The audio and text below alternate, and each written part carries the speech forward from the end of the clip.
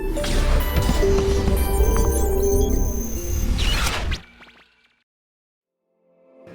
semuanya, pada video kali ini saya akan menjelaskan mengenai progres tim kami pada minggu ketiga. Sebelum masuk ke penjelasan minggu ketiga, mari kita sedikit flashback ke minggu kedua dan juga minggu pertama. Pada minggu pertama, kami lalui dengan melakukan koordinasi awal dengan teman-teman dari Kebun Berdaya dalam rangka memastikan fungsi dari aplikasi apakah sudah sesuai dengan kebutuhan ataupun belum sesuai dengan kebutuhan. Selanjutnya, pada minggu kedua, kami lalui dengan memfokuskan kegiatan kami melakukan pengumpulan data di lapangan yang dibantu juga dengan teman-teman dari Kebun Berdaya. Oke, pada minggu ketiga ini, tim kami tidak menampilkan kegiatan-kegiatan di lapangan karena fokus dari tim kami di minggu ini adalah mengejar penyelesaian dari aplikasi Android CKB dan juga pembuatan web forum untuk menunjang penggunaan aplikasi nantinya. Progres pertama dari tim kami adalah menyelesaikan pengambilan data dan juga evaluasi data di lapangan pada hari Kamis 19 November tahun 2020 yang dibantu dengan beberapa teman-teman Kebun Berdaya. Di mana perlu diketahui bahwa orang-orang yang kami ajak terlibat di sini adalah orang-orang yang terdampak dari kondisi pandemi COVID-19 ini, yaitu dirumahkan. Data total yang kami dapat kumpulkan pada saat ini berjumlah 174 kepala keluarga dari 190 kepala keluarga total dari data awal yang diberikan oleh teman-teman dari Kebun Berdaya. Dari data awal tersebut berarti ada sekitar 16 kepala keluarga yang kami tidak dapatkan datanya karena beberapa hal. Yang pertama, alamat yang tertulis tidaklah sesuai dengan data yang kami dapatkan. Kedua, ada beberapa kepala keluarga yang baru saja pindah dari Banjarnegara namun awalnya mendapatkan plan terbaik tersebut. Ketiga, karena pendataan di awal, kemungkinan beberapa kepala keluarga tersebut bukanlah berasal dari Banjarnegara.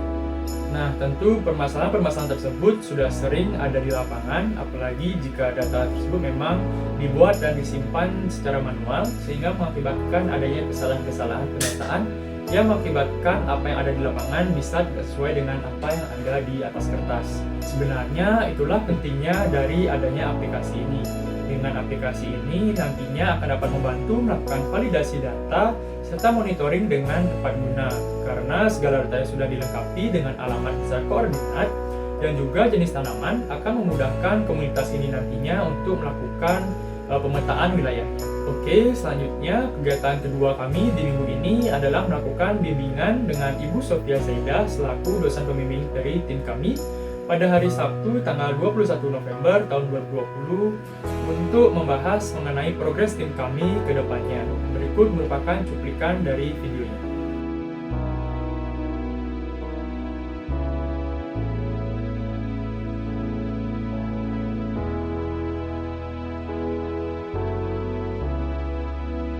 Berarti itu udah clear lah ya.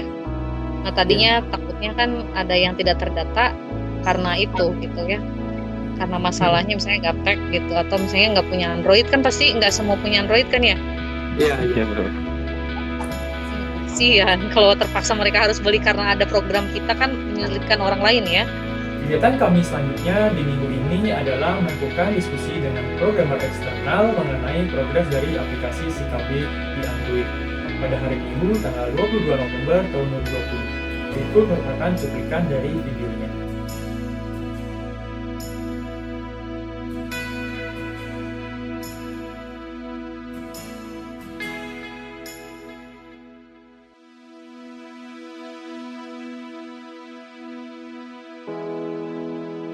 Mas ini bisa isiin fotonya apa namanya, karena di sini kan tujuannya untuk monitoring ya. Nah jadi di menu pokok ini misalnya ini, nah di sini ada aktivitinya, pemupukan, panen, penyiraman, panen gitu.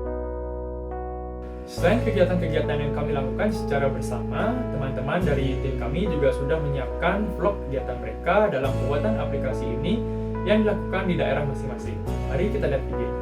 Halo semuanya, nama saya Adi dari tim Wonderful, tepatnya tim IT bersama Iga Narendra. Nah, jadi di tim IT ini kami bagi dua bagian, ada bagian front end dan bagian back end ya. bagian backend dipegang oleh Iga Narendra dan bagian frontend dipegang oleh saya sendiri, Adi Muhammad Fahmi. Nah, untuk bagian frontend ini saya sudah membuat tampilan untuk forum diskusi di website SIKB ini. Nah, seperti itu. Ini masih dijalankan secara lokal. Nah, seperti ini. Dan sudah beberapa fitur sudah diselaraskan oleh backend-nya. Jadi sudah di kalibrasi gitu. Nah, seperti ini. Oke, terima kasih.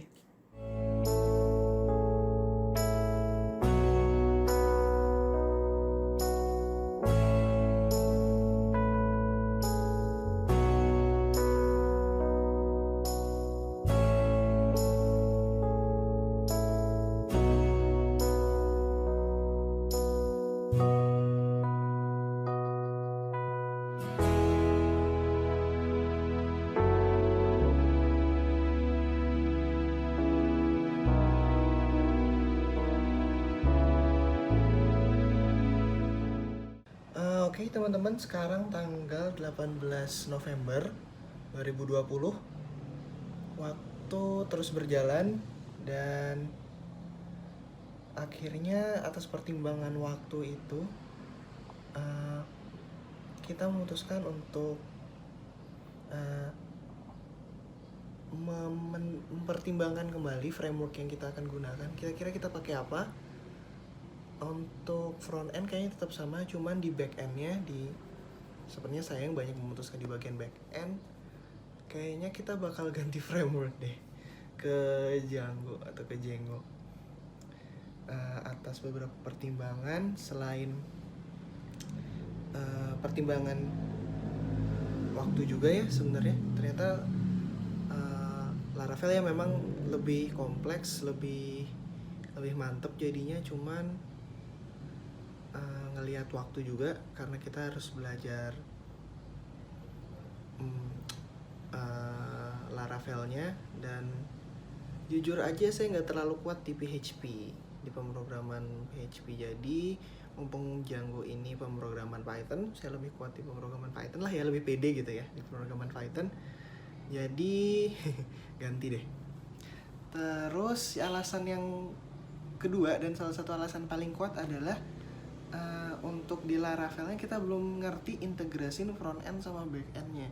Jadi buat nyambungin tampilan sama sistem yang di belakang itu kita masih bingung. Jadi akhirnya kita ganti ke Django deh.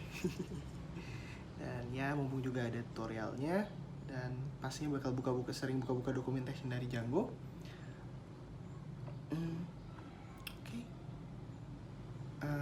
Jalannya tetap sama, tetap dengan lihat tutorial dan pastinya lihat dokumentasi, dan kita bakal kerja.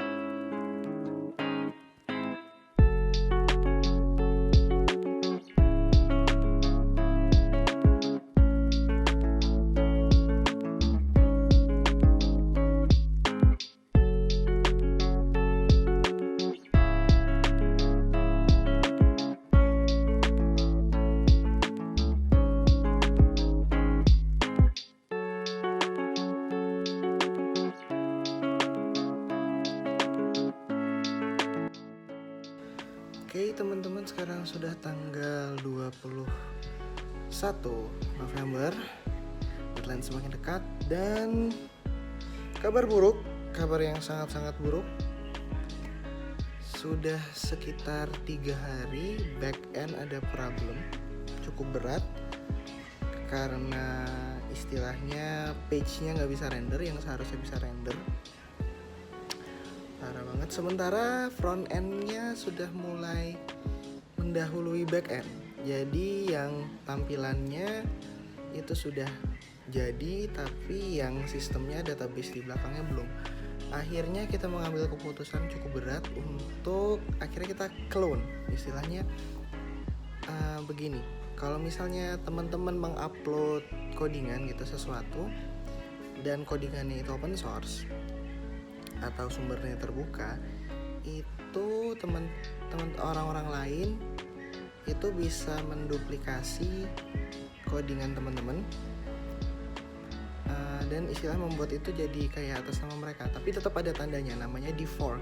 Nah, jadi kita fork, ada punya orang, punya hasil tutorial yang kita lihat, yang kita ikutin itu kita fork hasil jadinya, terus kita pastinya kita rename dan kita ganti front end-nya sama front end yang udah dibuat sama Adi.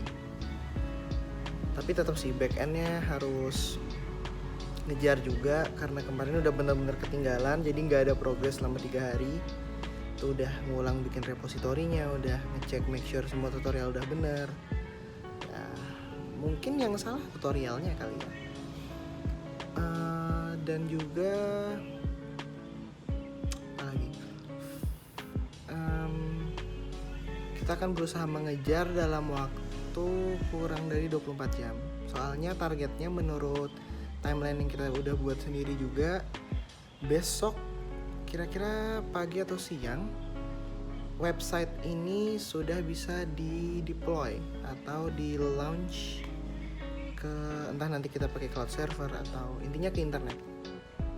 Seperti itu. Jadi kita punya waktu kurang dari 24 jam untuk menyesuaikan apa yang kita copy, yang kita clone, yang kita gandakan jadi sesuatu yang memang sesuai sama kebutuhan kita kayak gitu. Ini bakal jadi tugas yang menantang banget, apalagi kita juga sebagai mahasiswa pasti ada tugas-tugas yang lain di luar itu, ada kesibukan lain. Dan jujur aja hampir 90% waktu sudah saya curahkan buat project ini. Kayaknya masih kurang optimal ya. Mari kita optimalkan lagi. Ini juga rambut udah mulai acak-acakan, tandanya saya udah mulai stres ngerjain ini. Ya Tuhan. Aduh deh. Yuk kita kerjain lagi yuk. Oke, sekarang hari Minggu, cepet banget ya Minggu, tanggal 22 November 2020.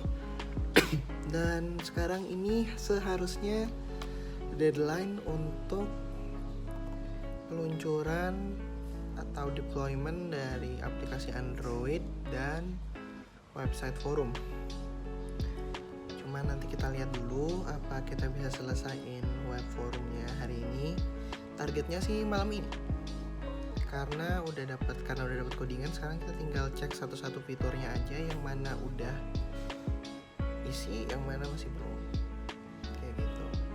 Ya doain ya teman-teman, mudah-mudahan bisa di launch malam ini juga, karena pastinya kan ada testing, gak cuman di development, tapi juga di development atau di debug mode, tapi juga ada tes di production.